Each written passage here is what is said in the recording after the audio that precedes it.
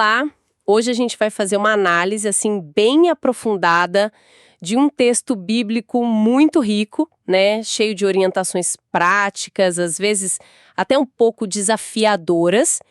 O capítulo 6 da primeira carta a Timóteo.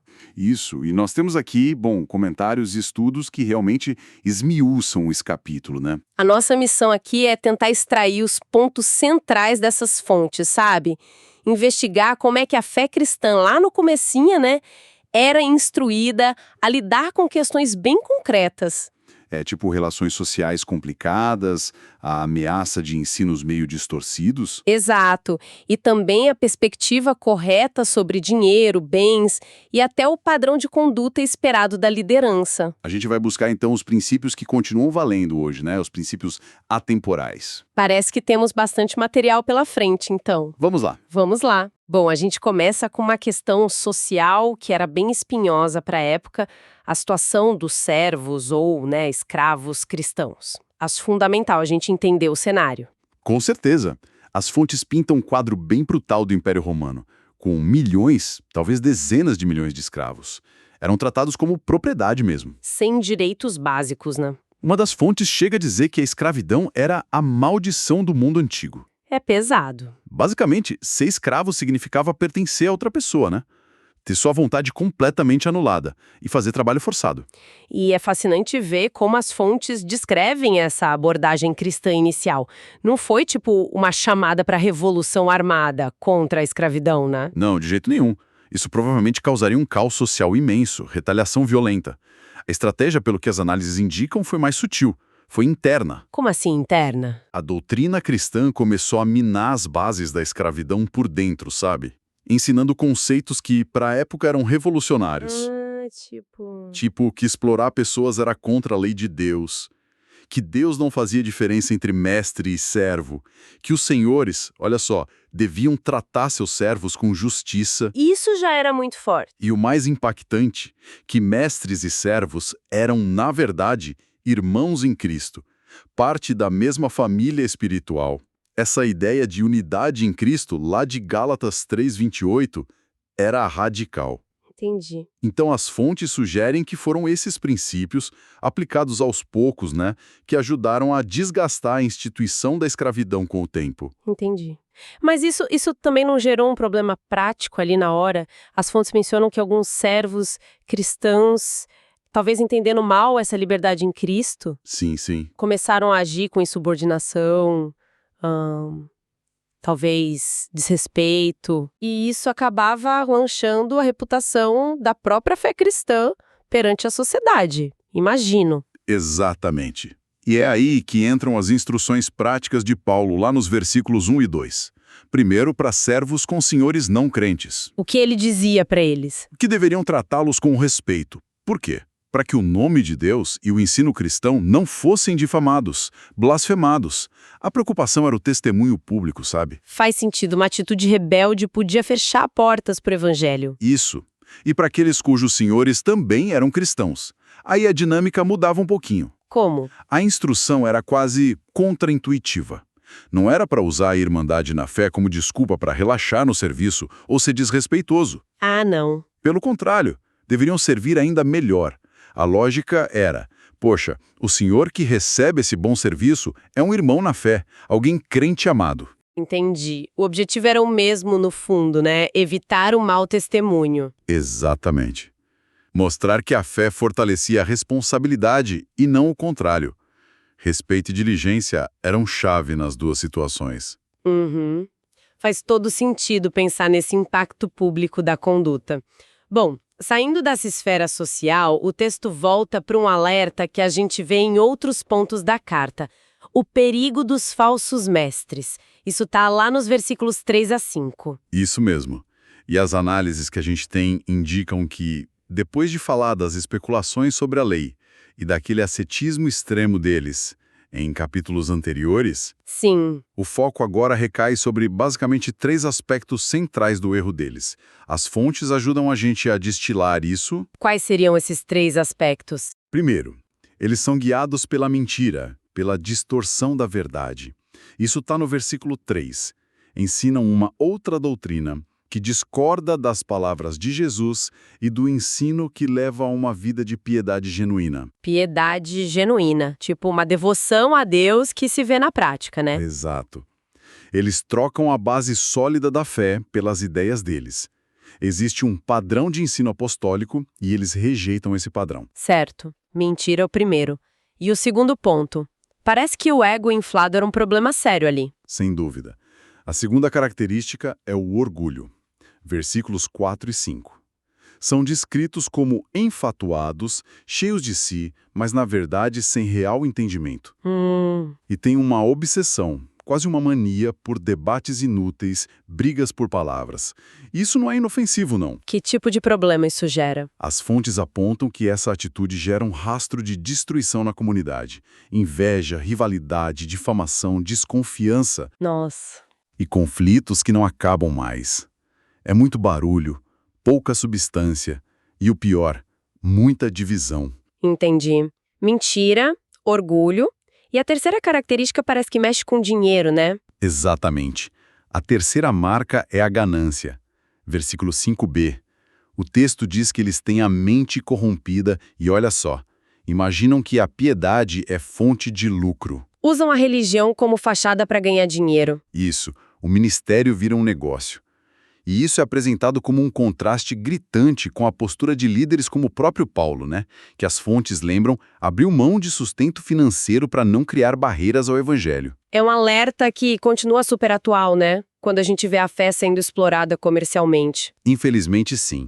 É um retrato bem preocupante. E, baseado nessas características, uma das fontes até sugere uns testes práticos para a gente avaliar o ensino hoje em dia, né? Sim, bem úteis. Primeiro, o ensino está alinhado com o ensino original dos apóstolos. Segundo, ele promove unidade ou divisão na comunidade. E o terceiro? E o terceiro, que é crucial aqui, ele leva uma vida de devoção e contentamento ou ele estimula a cobiça, a ganância? São perguntas bem pertinentes. Com certeza.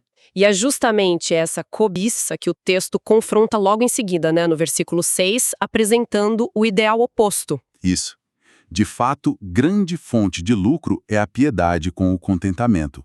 A palavra grega-chave aqui, autarquia, os comentaristas explicam como uma suficiência interior, uma satisfação que não depende das circunstâncias externas, sabe? Ah, então a verdadeira riqueza não está no que a gente acumula, mas no estado interior de contentamento que está ligado à fé. Precisamente. E não é uma autossuficiência arrogante, tá? Uma das fontes fala em Cristo-suficiência. É a paz, a segurança, a alegria que vem de confiar em Deus, de saber que Ele cuida da gente. Independente de ter muito ou pouco materialmente. Exato. As fontes lembram daquele provérbio bíblico: melhor é o pouco, havendo temor do Senhor, do que grande tesouro onde há inquietação. Verdade. Ou a fala de Paulo sobre ser pobre, mas enriquecendo a muitos. Tem até aquela história do Rockefeller, né? Que teria dito que o mais pobre é quem só tem dinheiro. Existe uma riqueza que o dinheiro não compra. Essa perspectiva realmente vira de cabeça para baixo a nossa noção comum de lucro, né? E o texto continua argumentando contra essa mentalidade de acumulação sem fim, certo? Sim, com dois argumentos bem diretos. Primeiro, a transitoriedade da riqueza material. Versículo 7. Porque nada temos trazido para o mundo, nem coisa alguma podemos levar dele. O famoso nu viermos, nu voltaremos. Exatamente. Tudo que a gente junta aqui, fica aqui. Não dá para levar bens materiais para a eternidade. É um chamado à perspectiva. E o segundo argumento? É sobre a suficiência do essencial. Versículo 8. Tendo sustento e com que nos vestir, estejamos contentes. Isso não é uma defesa da miséria, né? Não, as fontes esclarecem bem isso. É um antídoto contra o materialismo. É um convite a encontrar satisfação nas necessidades básicas supridas, sem viver naquela ânsia constante por mais e mais luxos. Que muitas vezes a gente até esquece que são luxos mesmo. Pois é. A felicidade genuína não está na quantidade de coisas que a gente possui. E aí a gente chega num ponto crucial que as fontes destacam bem, lá nos versículos 9 e 10. O problema não é a riqueza em si. Não mesmo. Mas o desejo obsessivo de ficar rico. O amor ao dinheiro. A riqueza que vem do trabalho honesto, ou como bênção, não é condenada ali. Perfeito. É a ganância, a cobiça que vira o centro da vida, que é o perigo. E esse desejo descontrolado é descrito como uma armadilha, cheia de perigos. Que tipo de perigos? As fontes sintetizam isso, né? Sim. Primeiro, leva à tentação e às ciladas. O desejo por riquezas abre a porta para comprometer princípios, mentir, enganar, torna a pessoa vulnerável a muitos outros pecados. Segundo, gera desejos tolos e nocivos. A cobiça alimenta mais cobiça, sabe? Cria um ciclo de desejos insensatos que escravizam e podem levar à ruína moral e espiritual. É como beber água salgada, só aumenta a sede. Pesado. E o terceiro? Pode resultar em ruína e destruição. O texto usa uma imagem forte, afogamento. Sugere uma perda total, um naufrágio na vida. Lembra a pergunta de Jesus, né? O que adianta ganhar o mundo e perder a alma? É uma sequência assustadora mesmo. E tem mais, né? Afeta também os relacionamentos, a fé. Sim. O quarto ponto é que perverte os valores. Versículo 10. O amor do dinheiro é raiz de todos os males. E as fontes reforçam. É o amor ao dinheiro, não o dinheiro em si. Certo. Quando o dinheiro vira o valor supremo, ele pode levar a todo tipo de mal. Injustiça, exploração, relacionamentos por interesse. Inverte-se a ordem. A gente passa a amar coisas e usar pessoas. Nossa, que inversão. Quinto, pode desviar da fé. Versículo 10b. A cobiça compete diretamente com a devoção a Deus. Não dá para servir a dois senhores. As fontes lembram figuras bíblicas como exemplos trágicos disso. Sim, Balaão, Acã, Judas. Exato. E por fim, o sexto ponto. Causa sofrimento a si mesmo. Versículo 10c. Quem é dominado pela cobiça, a si mesmo se atormenta com muitas dores. É quase um masoquismo espiritual, sabe? Traz ansiedade, medo de perder, remorso. A busca incessante por mais gera angústia, não paz. Exatamente. Fica claro que a questão central é esse embate interno, contentamento versus cobiça. Uau! E é nesse ponto que o texto se volta diretamente para Timóteo, para o líder, com um chamado bem diferente, começando com "Tu, porém, ó homem de Deus", ali no versículo 11. Sim, é um contraste deliberado. As fontes mostram que o chamado a Timóteo é multifacetado. É um equilíbrio entre ação e convicção. Ele recebe ordens claras que definem a conduta de um homem de Deus. Quais são essas ordens? Primeiro, foge dessas coisas. Versículo 11a. Fuja ativamente da mentalidade de orgulho e ganância dos falsos mestres. Às vezes, fugir do mal é a atitude mais sábia, né? Certo. E depois? Segundo, segue as virtudes opostas. Versículo 11b. Não basta evitar o mal. Tem que buscar ativamente a justiça, a piedade, essa devoção prática, a fé, no sentido de fidelidade, o amor, a perseverança e a mansidão, que é aquela força sob controle. Então é uma combinação de se afastar do mal e buscar o bem ativamente. Perfeito. E continua. Terceiro, combate o bom combate da fé. Versículo 12a. A vida cristã é descrita como uma luta, uma competição que exige esforço contínuo, energia contra o mal, contra as tentações. A palavra grega agonizomai remete a um esforço intenso mesmo. Entendi. Uma luta constante. Quarto, toma posse da vida eterna. Versículo 12b. Viva agora a luz da realidade eterna, para a qual você foi chamado. A vida eterna não é só uma promessa futura. Ela começa já. É uma qualidade de vida. Aproprie-se dessa verdade. Viver o presente com a perspectiva da eternidade. Isso. E quinto, guarda o mandamento. Versículos 13 a 16. Preserve ensino apostólico puro, sem mancha. E faça isso inspirado pelo exemplo de Cristo, que deu testemunho diante de Pilatos. Essa ordem é dada sob uma perspectiva muito solene, né? Da presença de Deus, da futura volta de Cristo. E culmina naquela declaração de louvor, né? Sim, uma doxologia belíssima, exaltando a soberania e a glória de Deus. Um chamado muito forte à integridade e perseverança na liderança. E depois desse foco no líder, o texto muda de público de novo, né? Agora ele fala com os que já são ricos. Isso. nos versículos 17 a 19. O foco não é mais em quem deseja ser rico, mas em quem já possui riquezas neste mundo. O que reforça a ideia de que a riqueza em si não é má, mas a atitude em relação a ela é que é crucial. E quais são as instruções para eles? São bem práticas, né? Sim, muito práticas.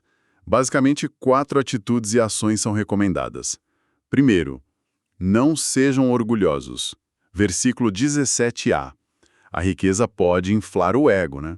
É preciso manter a humildade, lembrar da fragilidade da vida. Certo. Segundo, não confiem na riqueza, mas em Deus. Versículo 17b. A riqueza é instável, pode sumir. A verdadeira segurança está em Deus, que provê tudo. Uma fonte até conta aquela história de empresários de sucesso que tiveram fins trágicos. Para ilustrar a tolice de confiar só no dinheiro, né? Exato. Terceiro, desfrutem com gratidão o que Deus dá. Versículo 17c. Deus nos dá bens para o nosso prazer, nossa alegria. A felicidade vem dele, não do acúmulo. Mas esse desfrute não é egoísta. Ah, não. Não, porque leva direto para o próximo ponto. Quarto, sejam ricos em boas obras e generosidade. Versículo 18. Deus abençoa para que a gente seja canal de bênção. A riqueza deve ser usada para fazer o bem, para compartilhar. As fontes lembram até conselhos como o de Wesley, né? Ganhe, economize e dê tudo que puder. Isso. E a frase famosa atribuída ao Jim Elliot, não é tolo quem dá o que não pode reter para ganhar o que não pode perder. Ou seja, usar a riqueza como uma ferramenta para o bem. E para investir naquilo que realmente dura. Exatamente. Esse é o último ponto. Acumulem tesouros no céu. Versículo 19. Usem os recursos terrenos para construir um sólido fundamento para o futuro, para alcançar a verdadeira vida. É um investimento na eternidade, contrastando com aqueles que focam só no aqui e agora e acabam perdendo o que realmente importa. Perfeito.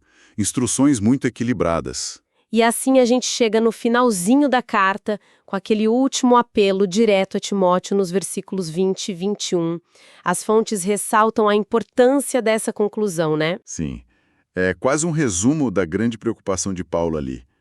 A integridade do Evangelho. 2 ideias centrais se destacam. Primeiro, o Evangelho é um depósito sagrado a ser guardado. Versículo 20a. Um depósito. É a palavra grega paraté, que significa algo que foi confiado a alguém, sabe? E que deve ser devolvido intacto. Timóteo recebeu a mensagem do Evangelho e tinha essa responsabilidade solene de preservá-la e transmiti-la fielmente. Sem alterações, sem distorções. Ele era um guardião, não o dono da mensagem. Entendi. E a segunda ideia? É um alerta para não se perder em discussões vazias. Versículos 20b e 21a. Timóteo devia evitar falatórios inúteis e aquelas ideias que se apresentam como conhecimento, a tal da gnosis, mas são falsas. E Paulo adverte que isso é perigoso? Sim. Ele diz que alguns já se desviaram da fé por se envolverem nessas especulações estéreis. O foco tem que ser na verdade sólida do Evangelho, não em controvérsias que afastam dela. E tudo termina com aquela bênção simples, a graça seja convosco, versículo 21b. Uma das fontes até comenta que, no fim das contas, é a graça de Deus que capacita para tudo isso, né? Exatamente.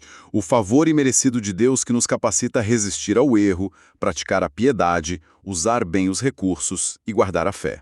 Sem a graça, todo o esforço seria em vão. Bom, exploramos hoje as orientações densas e bem práticas de 1 Timóteo 6, conforme as fontes que a gente analisou, desde como a fé lidava com as relações sociais complexas da época, passando pelos alertas contra ensinos distorcidos, a armadilha da ganância, o chamado à satisfação interior ligada à fé, o exemplo esperado da liderança e os conselhos para quem tem recursos. Foi um panorama bem completo da vida cristã prática. E toda essa conversa, sobre piedade com contentamento versus o amor ao dinheiro, me deixa pensando, no mundo como o nosso, que frequentemente mede o valor de uma pessoa pelo sucesso financeiro, pelos bens materiais. Sim. Como é que a gente pode aplicar esses princípios de contentamento, de generosidade, de forma autêntica, transformadora, sem parecer, ingênuo ou desconectado da realidade econômica? É uma ótima questão. É algo que vale a pena a gente continuar refletindo, né? Com certeza. Uma excelente questão para levarmos conosco. Agradecemos por nos acompanhar nesta análise aprofundada.